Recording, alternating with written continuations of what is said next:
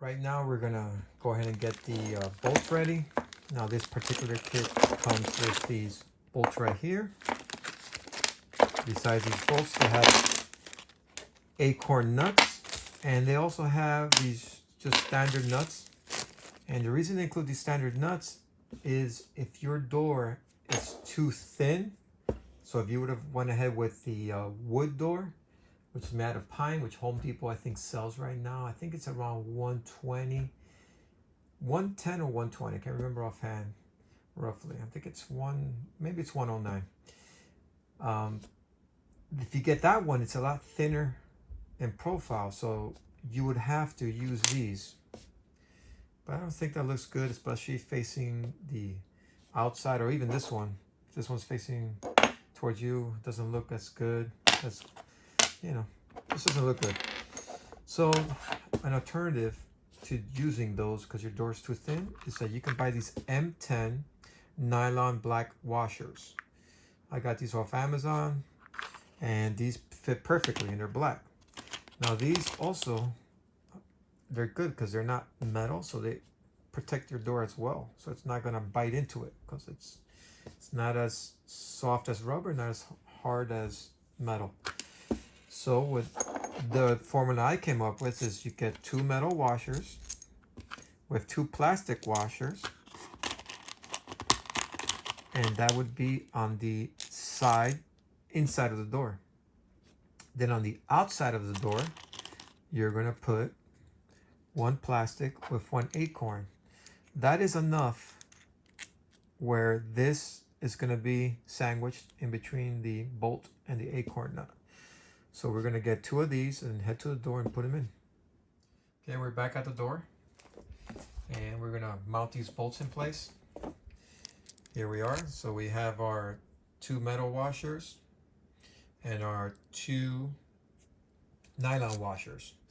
Now in the packaging, sometimes it comes with extra washers, but the formula is 4 washers here and 1 washer on the outside where you see it.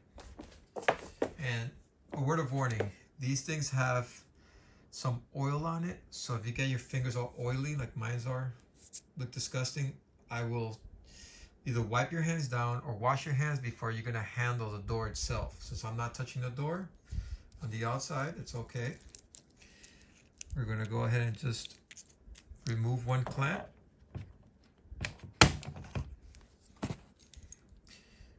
And put the bolt through the bottom with the 4 washers on the underside. We're gonna put the 1 nylon washer there. We're gonna go ahead and screw in the acorn nut. I like to finger tight these and then like a 1/4 turn more. And I think that's more than enough. So that's finger tight. Take off the other one. Now I do have a cardboard box here with this other nut. Of course it fell. Oh, let's grab it. So we're gonna put it in there, and we're gonna put the nylon washer. We're gonna screw that in. Sorry for the camera shake. I have it on a tripod, and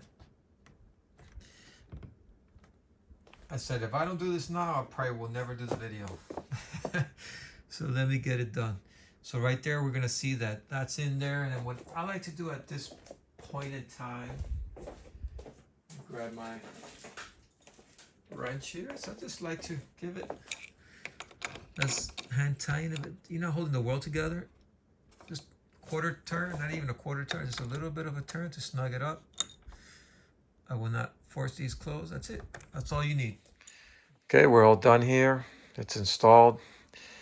And there it is. Let's take a closer look at it. Now, I'm not going to show you how to install this because there's a lot of videos on that. I'm just going to show you how it looks. But just for a quick overview on what's involved, you basically have to install a trim piece on top. Now, this trim piece right here that goes straight across needs to be secured to your studs. If you don't do that, this is going to come crashing down real quick.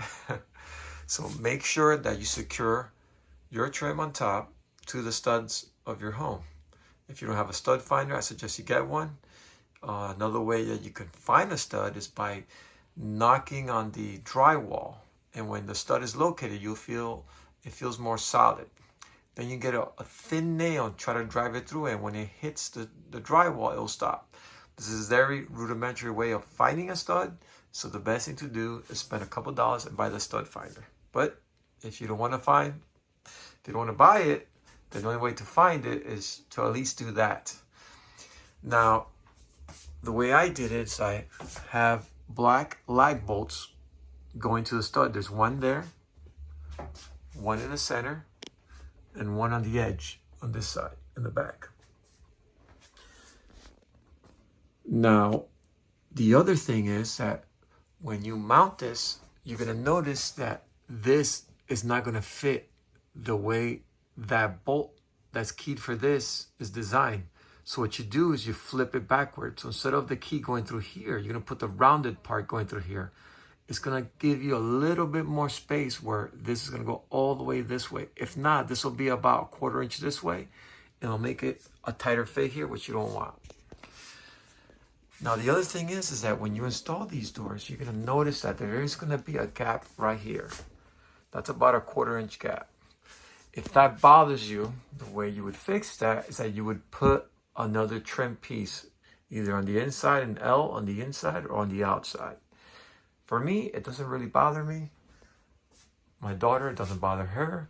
The doors close nicely. Let me see if I can show you that. So I haven't installed any handles, but she's opening it like this. Opens up nicely. And then when you close it, locks into place. Very easy, very smooth. It's not being forced. There's no problems. Nice and easy. Now this is how the wheels end up. They end up like this. But when I went ahead and did the bottom pivoting point, which we drilled out, which is right there, what I did is I placed it there. And then I screwed this one down. And then that one on the other side, I waited to make sure that this was even right here. This gap from both sides was even. And you would be surprised, or you should not be surprised actually. Well, if you've done renovation channels, you would not be surprised. But if you have not done any, you will see that a lot of your walls are not straight. They are not straight. And they may have curves. The installers may have not mounted the 2x4 behind it straight, or it may be pitched in on the top or pitched down from the bottom, as was with my walls here, I discovered. So the gap behind this door on this side is not the same thing on the gap behind the door on this side. The most important thing is just you want this nice and even. You want this even. So always make sure that when you mount the door, it's going to be like this, right? So that bottom mount, you can move your door more this way, or more that way, like this, when it comes to that bottom mount. So it's important that you figure that out before you drill those down and secure it to the bottom. Now, one thing about the barn doors is they are not perfectly sealed. What do I mean by that? What I mean is that on the back side of this, there is a gap.